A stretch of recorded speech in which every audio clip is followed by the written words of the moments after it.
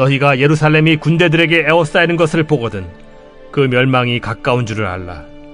그때 유대에 있는 자들은 산으로 도망갈 것이며 성내에 있는 자들은 나갈 것이며 초원에 있는 자들은 그리로 들어가지 말지어다. 이날들은 기록된 모든 것을 이루는 징벌의 날이니라. 그날에는 아이벤 자들과 젖먹이는 자들에게 화가 있으리니 이는 땅에 큰 환난과 이 백성에게 진노가 있겠음이로다. 그들이 칼날에 죽임을 당하며 모든 이방에 사로잡혀 가겠고 예루살렘은 이방인의 때가 차기까지 이방인들에게 밟히리라. 1월 성신에는 징조가 있겠고 땅에서는 민족들이 바다와 파도의 성난 소리로 인하여 혼란한 중에 곤고하리라. 사람들이 세상에 임할 일을 생각하고 무서워하므로 기절하리니 이는 하늘의 권능들이 흔들리겠음이라. 그때 사람들이 인자가 구름을 타고 능력과 큰 영광으로 오는 것을 보리라. 이런 일이 되기를 시작하거든 일어나 머리를 들라. 너희 속량이 가까워왔느니라. 정신분석가이신 이무석 박사라는 분이 계시는데요, 이분이 쓴 친밀함이라는 책을 보면 그분이 실제로 만나서 정신분석을 진행했던 한 사람에 대한 사례가 소개됩니다. 그분은 20대에 참 잘생긴 학교 교사였다고 해요. 근데 여러분 어떻습니까? 그가 살아온 배경을 알지 못해도 20대에 잘생긴 학교 교사, 여러분 이 소개만 들어도 정말 아름다운 곳에 세워진 예루살렘 성전 같은 사람이라고 할 만하잖아요. 그런데 문제는 이분이 신경불안증 때문에, 불안신경증 때문에 사회생활을 포기하고 산속으로 도피를 했다는 거예요. 그러니까 예루살렘 성전 같은 청년이 돌 위에 돌 하나도 남김없이 무너져 내린 거죠. 그러면 도대체 왜 이런 일이 일어났는가? 이분이 가진 병명이 이 성적 욕구에 대한 심각한 죄책감 때문이었다고 하는데요, 이런 일이 있었다고 합니다. 어느 날 이분이 계단이 가파른 육교를 이제 올라가고 있었는데, 그러다가 절대로 일부러 그런 건 아니고 우연히 위를 올라다 봤다는 거예요. 근데 그러다가 그만 앞서갔던 여성의 치마 속을 보게 된 거예요.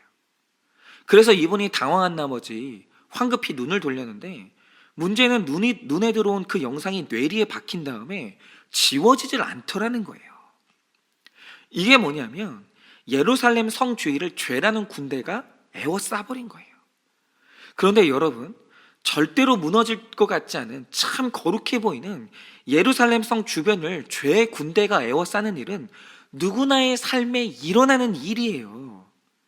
여러분, 오늘 말씀에서 예수님은 그 일이 일어날 수도 있다는 가능성을 말씀하신 게 아니고요, 이 일은 반드시 일어날 일이라고 예언을 해주시는 거예요.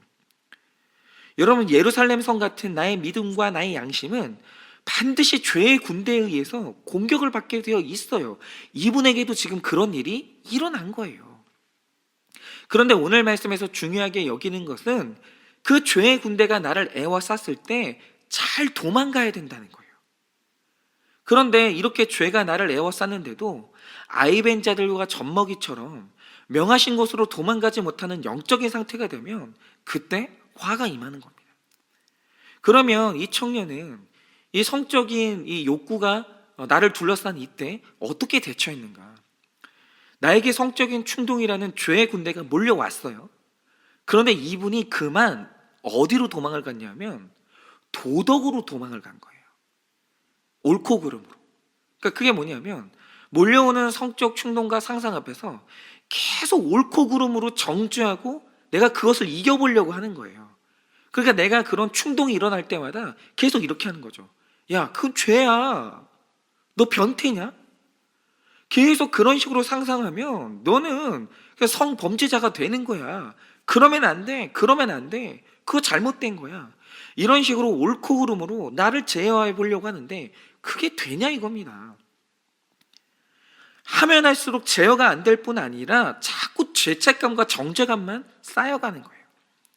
그러다가 이분이 완전히 무너지는 결정적인 사건이 생겼는데, 어느 날 집에서 무심코 방문을 열었는데 그때 마침 방 안에서 친누나가 옷을 갈아입고 있었던 거예요. 그래서 열린 문으로 속옷 차림의 누나를 보게 되는데, 거기서도 성적 충동이 일어나면서 자꾸 누나의 벗은 몸을 상상하게 되더라는 거죠. 그런데 이렇게 내 안에 죄의 세력이 나를 계속 공격하고 애워쌌는데 이걸 가지고 옳고 그름으로 나가니까 너는 누나에게까지 음란한 상상을 하는 천하의 쓰레기라는 이 정죄가 계속되면서 결국 그걸 이기지 못하고 병원을 가게 된 거예요. 근데 이제 병원에서도 해결이 안 되니까 이분이 결심한 게 뭐냐? 학교를 그만두고 아예 사람이 없는 산속으로 들어가 버린 거예요. 그런데 여러분, 이게 얼마나 어리석은 행동입니까? 죄는 내 밖에 있는 게 아니라 내 안에 있는 건데 내가 세상을 떠난다고 내가 죄와 결별할 수 있겠습니까? 아니죠. 죄는 내가 어딜 가든 나를 따라오는 게 죄예요. 그래서 내가 배운 교양과 도덕으로 이 죄를 해결해 보려고 했던 그분은 결국 그 문제에서 해결함을 받지 못했다는 암시가 그 책에 나와요. 여러분, 우리가 숨을 쉬고 살아가는 동안 죄는 예루살렘 같은 나를 에워싸고 반드시 공격합니다. 이 일은 누구라도 상관이 없는 거예요. 이거는 일어난다고 예언된 일인 거예요.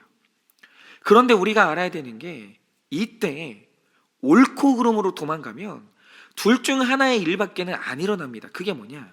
만약 율법과 죄 앞에서 율법과 도덕이 약한 사람은 그 죄에서 죄책감을 못 느끼니 더 큰 죄인이 될 것이고, 율법과 도덕이 너무 강한 사람은 오히려 그 죄를 놓고 성난 파도 소리처럼 정죄하는 음성을 듣고 혼란한 중에 곤고하게 될 뿐이라는 거예요.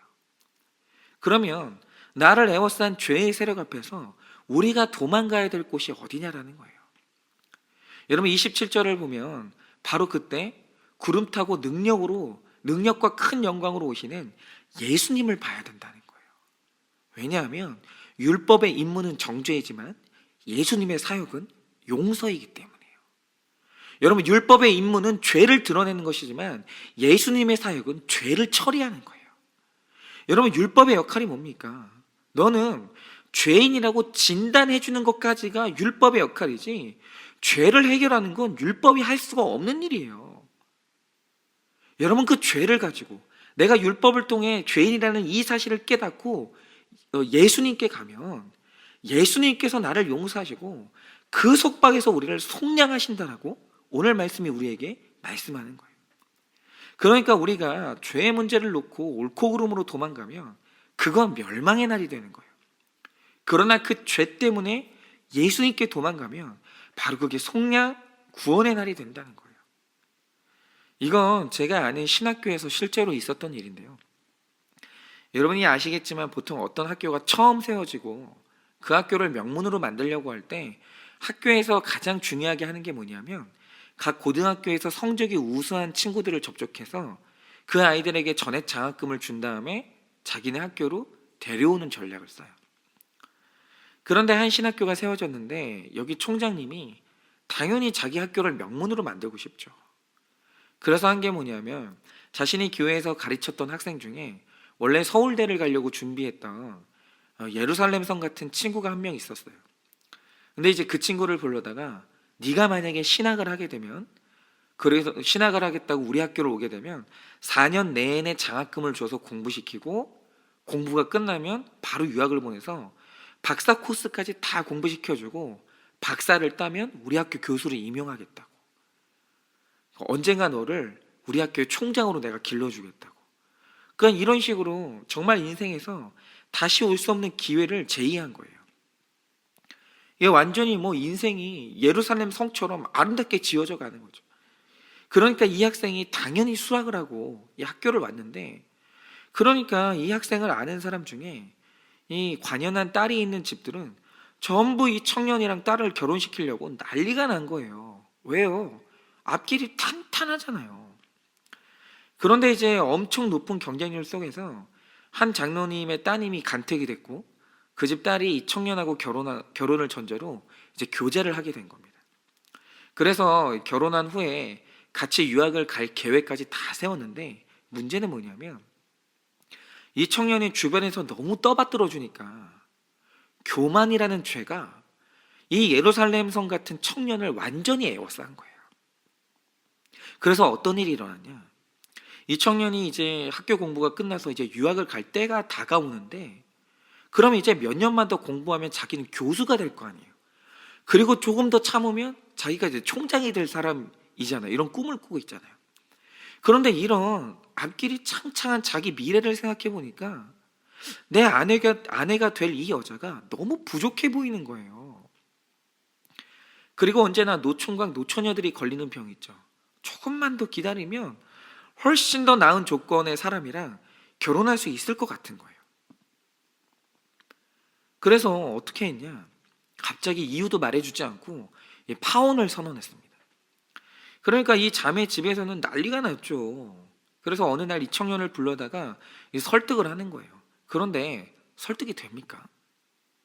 이미 완전히 교만이란 죄가 에워싸버렸는데 설득이 안 되죠.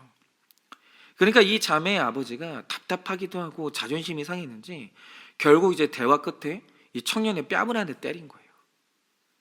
그런데 그때 이 청년이 나에게 일어난 이 일을 회개의 징조로 알고 예수님께 가서 회개하고 속량을 받았으면 됐을 텐데 이 친구가 옳고 그름으로 나아가 버린 거예요.